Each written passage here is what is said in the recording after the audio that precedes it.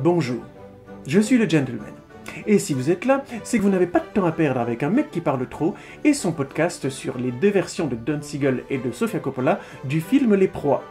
Alors on va vous résumer la meilleure idée en moins d'1 minute.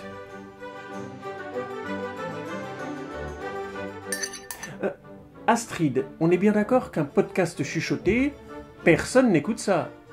Adaptation du livre de Thomas P. Cullinan, Les Proies sont en fait deux films de Don Siegel en 1971 et de Sofia Coppola en 2017. Astrid, 2017, 1971, 7, 1, 1, 7. C'est dingue, non? 7, 1, 1, 7.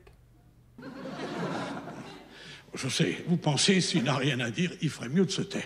Ces deux films sont d'excellents exemples de bons films adaptés d'un même matériau, pour des résultats drastiquement opposés, comme l'eau et le feu, la lumière et l'obscurité, l'eau et le feu.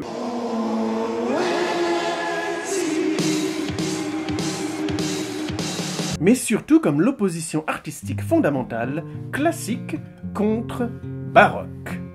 Ces deux mouvements de peinture se sont distingués par une opposition à quasi tous les niveaux. Mise en scène, couleur, lumière, etc. Sauf pour les sujets. Comme les deux films qui nous intéressent aujourd'hui. Là où Don Siegel dépeint des êtres vénéneux, hypocrites et violents, Coppola laisse très peu d'éléments sur ce qui motive réellement les protagonistes.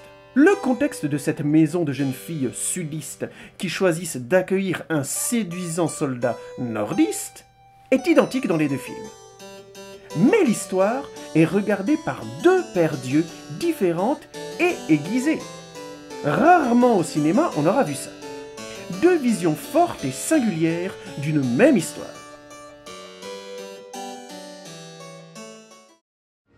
Nous sommes ce que nous choisissons d'être. Fais ton choix. Oh mais arrêtez avec cette comparaison. Même Rayami, il a dû Power Rangersiser son bouffon vert à la fin. Oh, tu vas avoir des gros problèmes. Non mais c'est pour expliquer le discours. L'âge du casting, mise en scène, couleur, lumière, la mise en scène, tout oppose ces deux films qui ont pourtant la même histoire. Vous allez me dire que c'est parce que ce sont des films de leur époque? Peut-être. Il n'empêche, Siegel délivre au final un puissant conte noir sur la noirceur des désirs inassumés, là où Sofia Coppola propose un drame profond où tout le monde finit par se tromper et se tromper. Comme quoi, baroque, classique, émotionnel, intellectuel, ce ne sont que des codes, des intensités, pourvu qu'elles soient utilisées avec soin et conviction. Elles donnent toutes les deux des œuvres importantes.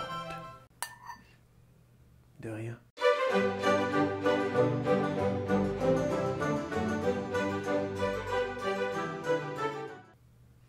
Eh oui, Astrid, je me sens d'humeur poétique aujourd'hui. Comment ça, j'aurais dû être plus sobre? De nous deux, ce n'est pas moi qui porte un costume noir et blanc. Hashtag classique toi-même. Comment ça, c'est moi qui l'ai imposé dans votre contrat?